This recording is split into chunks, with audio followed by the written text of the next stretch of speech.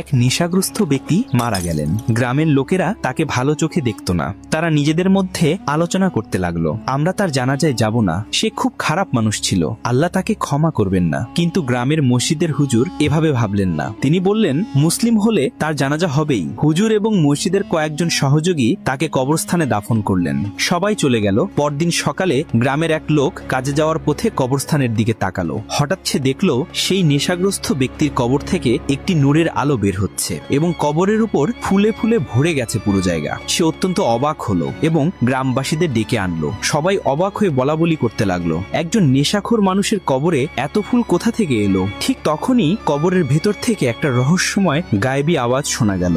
এই মানুষটি যখনই কোনো ভুল বা গুনাহ করত, সেই মুহূর্তেই সে আল্লাহর কাছে ক্ষমা চাইতো, আর আল্লাহ দয়ালু, আল্লাহ তাকে ক্ষমা করেছেন। তাই তার কবরকে জান্নাতের বাগান বানিয়ে দিয়েছেন। বন্ধুরা, এখান থেকে আমরা বড় একটি